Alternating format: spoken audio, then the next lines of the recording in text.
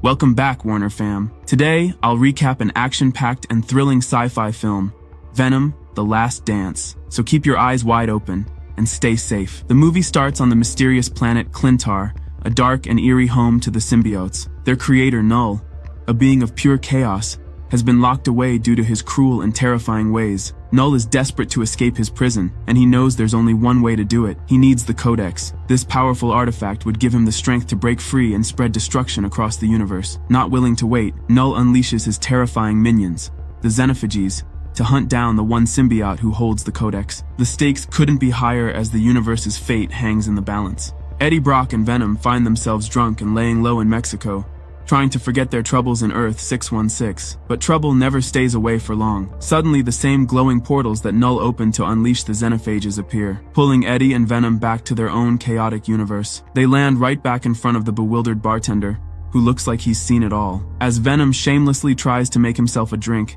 Eddie's attention snaps to the TV. Breaking news flashes across the screen. Eddie Brock is now a wanted fugitive. He's being blamed for the supposed death of Patrick Mulligan, and the authorities are hunting him down. Knowing San Francisco is no longer an option, Eddie makes a bold decision. He's heading back to New York City. Even though he's banned from the city, Eddie insists he's got enough dirt on the judge to get the charges against him cleared. With Venom hyping him up, the duo prepares for their next wild adventure, even if the odds are stacked against them. As Eddie and Venom are leaving town, they hear screams and chaos nearby. Following the noise, they stumble upon a hidden warehouse where something terrible is happening. Dogs are being kept in cages, forced to fight for cruel entertainment. Eddie can feel Venom growing angrier by the second. Before they can act, 4 thugs running the operation step forward, armed and ready to silence Eddie for good. But Eddie doesn't even flinch. He gives Venom the green light, and chaos erupts as Venom tears through the room, tossing the thugs around like ragdolls. The dogs, sensing freedom is near, join in to take their revenge on the cruel men. In the end, Venom finishes the job in his signature style, grabbing the thugs with his tentacles and chomping off their heads one by one. With the fight over, Eddie and Venom set all the dogs free, watching as the grateful animals run off into the night. As the pair head toward New York, they're unaware of a sinister shadow following them, a xenophage lurking, ready to strike. The danger is far from over. General Rex Strickland, a no-nonsense leader with a sharp mind, gets called in by his shadowy boss to take on a strange new mission. The target? Eddie Brock and his unpredictable partner, Venom. This isn't just any case. There's something big and dangerous about these two. Strickland starts by heading to the bar where Eddie and Venom were last seen. His team finds a small but crucial sample of Venom left behind, a clue that could unlock the mystery. The general wastes no time questioning the bartender, drilling him about every detail of what he saw. When the bartender hesitates, Strickland's eyes narrow. He gives the order with chilling calm. Bring him in. His men move quickly, knowing better than to argue. Strickland is determined to uncover the truth no matter the cost. The hunt for Eddie and Venom has officially begun, and Strickland isn't planning to stop until he gets what he's after. In the middle of the Nevada desert, we meet Dr. Teddy Payne, a brilliant but haunted scientist. She wakes up from a terrible nightmare, one she's had many times before. In her dream, she's a child again, running through a thunderstorm with her twin brother. Lightning strikes her, but instead of hurting Teddy, the electricity passes through her hand and into her brother, taking his life. Snapping back to reality, Teddy's phone rings. She's being summoned to Area 51, a top-secret facility that's about to be shut down in just 3 days. When she arrives, she's greeted by her colleague Sadie, nicknamed Christmas, who's as sharp as she is resourceful. They're soon joined by the no-nonsense General Rex Strickland, and it's clear something big is happening. Teddy's lab has been studying the other symbiotes that arrived on Earth at the same time as Venom. These creatures are unpredictable, and their power is unmatched. The trio heads to a containment cell where Patrick Mulligan is being held. Mulligan isn't alone. He's the host for Toxin, one of the most dangerous symbiotes ever recovered. Speaking through Mulligan, Toxin delivers a chilling warning. Null is coming, and his threat is far greater than they could have imagined. The room grows quiet as the weight of Toxin's words sinks in. Time is running out, and the battle for Earth is only just beginning. Venom convinces Eddie to do something crazy, hang onto the side of a plane as they hitch a ride to New York. The journey seems to be going smoothly until they're ambushed by a xenophage, one of Null's deadly hunters. A wild battle erupts mid-air, with Venom and Eddie barely managing to shove the creature into one of the plane's turbines. But their victory is short-lived.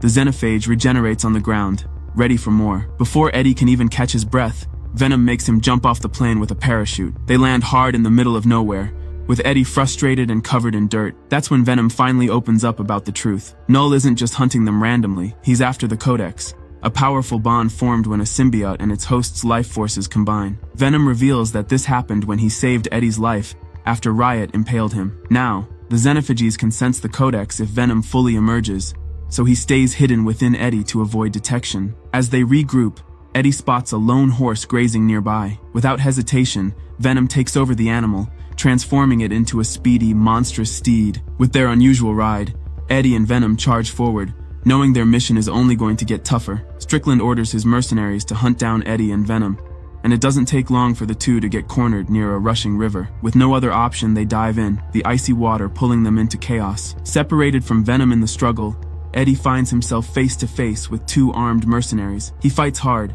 using every ounce of strength he has, but when one of them won't back down, Eddie is forced to defend himself with a gun. The moment the mercenary falls, guilt washes over Eddie. He didn't want to take a life, but survival left him no choice. Before Eddie can process what just happened, Venom catches up and pulls him to safety, just in time to avoid being swept over a towering waterfall. But the danger isn't over.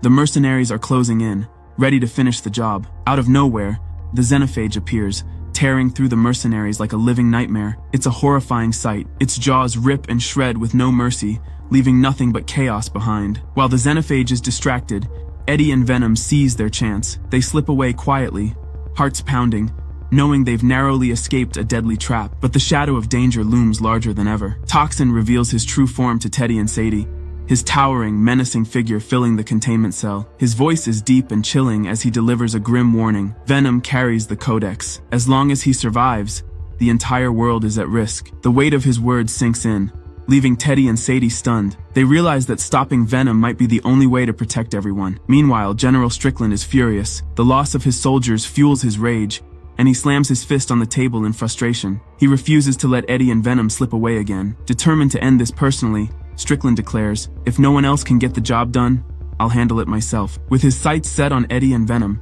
Strickland gears up for a relentless pursuit. The stakes are higher than ever, and time is running out. Eddie stumbles across a quirky hippie family called the Moons. They're a lively bunch.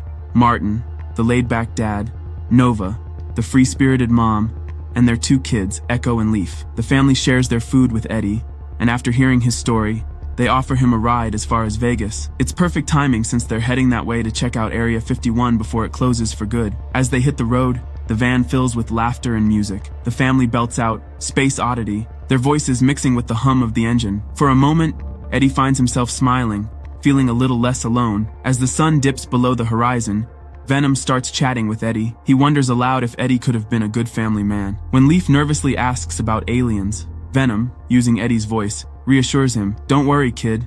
No scary aliens are coming for you." The simple exchange brings a warmth Eddie hasn't felt in a while, as Venom seems to bond with Leaf in an unexpected way. For now, Eddie feels a rare sense of peace, even if danger is just around the corner. The Moon family drops Eddie and Venom off in the glitzy streets of Vegas before saying their goodbyes. Eddie, tired but hopeful, tries to enter a fancy casino, only to get turned away by a bouncer who sneers at his casual clothes. Frustrated, Venom takes matters into his own hands. Before Eddie can stop him, Venom headbutts the bouncer, knocking him out cold. They quickly spot a drunken tourist stumbling nearby, and Venom knocks him out too, grabbing the man's suit for Eddie. "Now you look the part," Venom quips. Inside the casino, Eddie is stunned to run into Mrs. Chen, a familiar face from his old life. She immediately ushers them into her room, offering a place to freshen up. After Eddie cleans up, Mrs. Chen playfully insists that Venom come out to dance with her. Venom reluctantly agrees, his hulking form swaying awkwardly to the music. For a brief moment, they all laugh and let their guard down,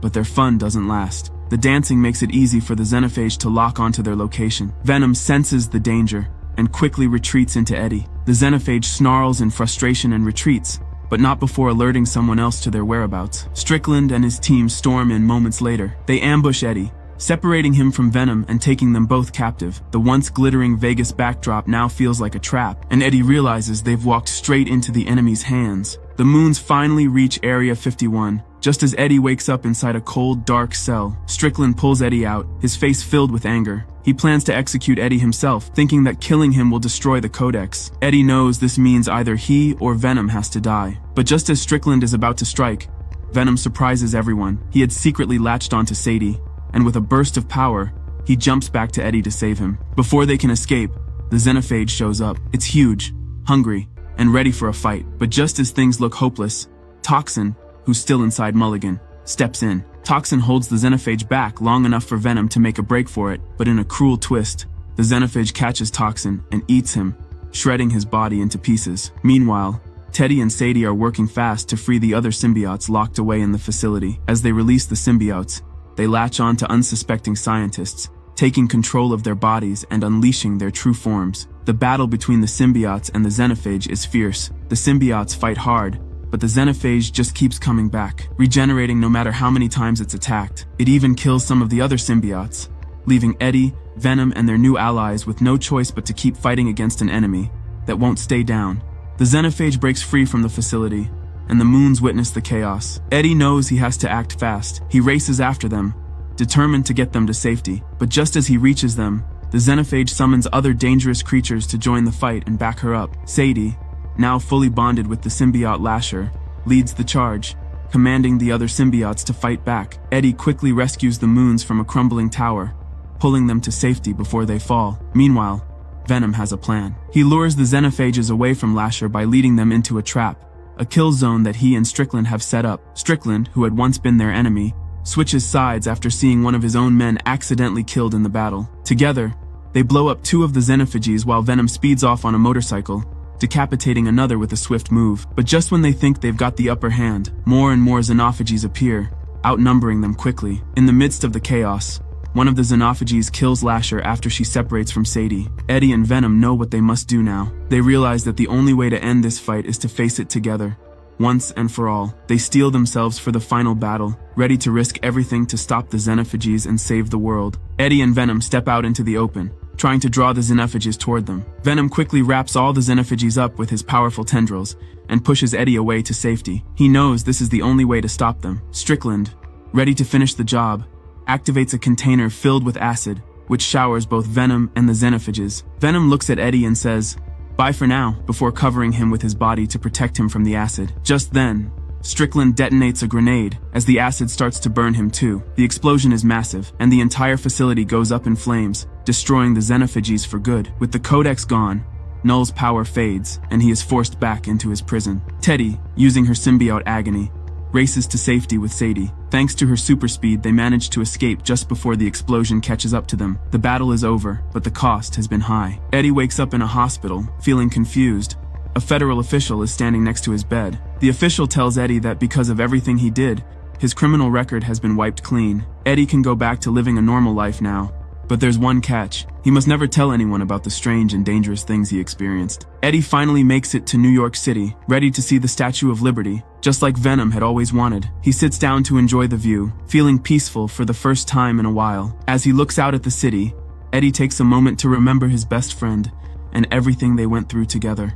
Mid-credits scene, Null, filled with anger, vows to get revenge. He promises to destroy the entire universe now that Venom is gone. The darkness around him grows, hinting that his plans are far from over. Post-credits scene. The bartender slowly escapes from the ruins of Area 51, looking around cautiously. Not far from him, a cockroach crawls across the ground. As it moves, it suddenly gets covered by a piece of Venom's symbiote, hinting that something dangerous might be coming back.